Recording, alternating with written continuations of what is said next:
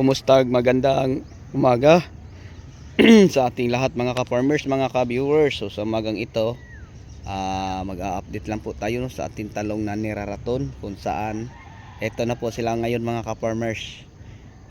Maganda na po ang kanilang dahon, no?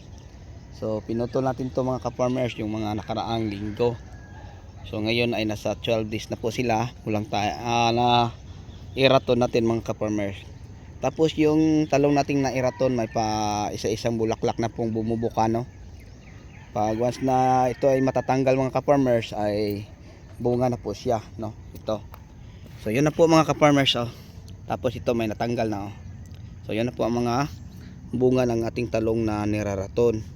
Pag once na malaglag tong bulak na yon. Okay, so 12 days na po siya mulang ito ay nairaton natin. Ayan.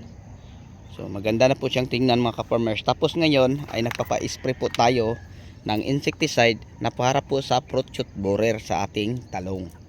Okay, so alamin natin mga ka-farmers sa umagang ito kung ano po ang insecticide natin ginagamit din para po sa fruit shoot borer. Okay. So bago natin umpisahan ang pagbahagi mga ka-farmers sa insecticide na ating ginagamit sa umagang ito, mega love shout out po pala sa lahat nating mga audience, no? Mga subscriber natin, mga viewers natin kahit saang sulok man ng ating bansa o sa ating mundo. So sa inyong lahat at sa inyong walang sawang pagsuporta, maraming salamat po, no? Mga ka-farmers, mga ka-viewers natin dyan, mga subscriber natin na palagi pong inaabangan, no, ang ating mga latest video na ating i-upload sa ating munting YouTube channel. So maraming salamat po sa inyo. So ngayon mga ka-farmers ay nagpapa-spray po tayo, no, ng insecticide na para po sa fruit shoot borer. Kasi alam nyo ang ating talong po mga ka-farmers ay may napansin po tayong pag-atake ng fruit shoot borer. May pailang-ilang mga talbos na nalalanta, pero sa bunga dahil wala pang bunga, so wala po tayong napapansin. Kaya nagpapa-spray po tayo ng gold. Ang dosage po sa gold na ating pinapa-spray din ni mga ka-farmers para po sa alaman sa lahat ay naglagay lang po tayo, no, ng 40 ml. Kasi yun po ang ating dosage, 40 to 50 ml. So 40 lang sa muna mga ka-farmers ang ating pinapalagay sa isang knapsack sprayer or sa isang drum.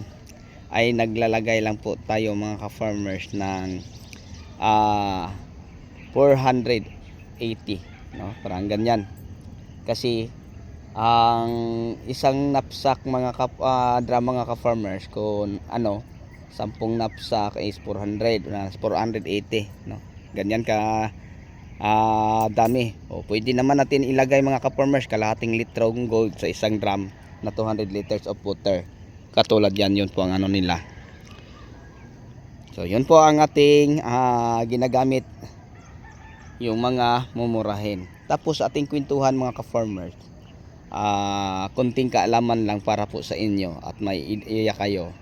Pag halimbawa ay mag-spray po tayo, no, ng mga insecticide na para sa mga yon, ay mag-umpisa tayo sa mga insecticide na hindi masyadong matapang, mga insecticide na may kakayahang mag-control sa mga feasting insekto na yan bago tayo gumamit ng mga matatapang na mga insecticide.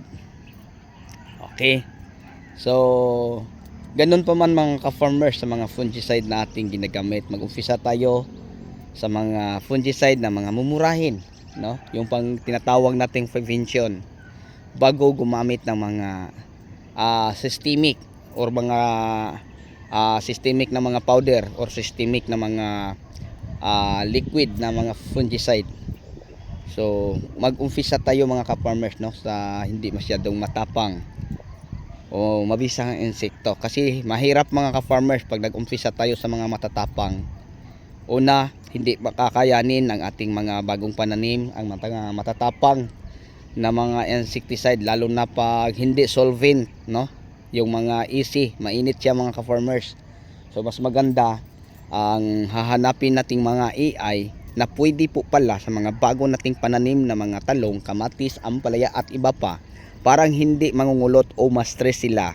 Mag-umpisa tayo, no, sa mga insecticide tulad ng halimbawa mga ka-farmers sa talong, pwede si Frevaton, pero ang una natin mga ka-farmers si Actara. Maganda si Actara sa mga bago nating tanim kasi ang lason o bisa ni Actara ay kaya pong umabot ng 21 days. Tapos loob ng 21 days mga ka-farmers, mga ka-viewers, kaya pong protektahan ang ating halamang pananim tulad ng talong, kamatis at ampalaya.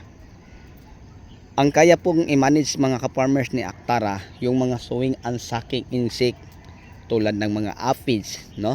Mga thrips, wood mite, white fly, leaf miner, no? Maganda siya mga ka-farmers sa leaf miner, sa talong, sa kamatis, sa sitaw o iba pa nating mga pananim tulad ng pipino.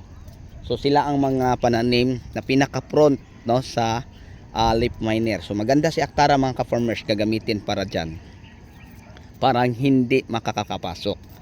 Tapos ang tamang paggamit po ni Actara mga ka-farmers, siya po ang foliar insecticide na tinatawag nating all-purpose. Ano po ang all-purpose mga ka-farmers? Pwede siyang i-spray, pwede siyang idilig. So yun po, no, mga ka-farmers. Tapos gawin lang natin mga ka-farmers, isang bisis, dalawang bisis, okay na. So yun lang po siguro mga ka-farmers ang may share at may bahagi ko sa inyo. Hanggang dito na lang po. Maraming salamat. God bless at mabuhay po tayo lahat. Bye bye.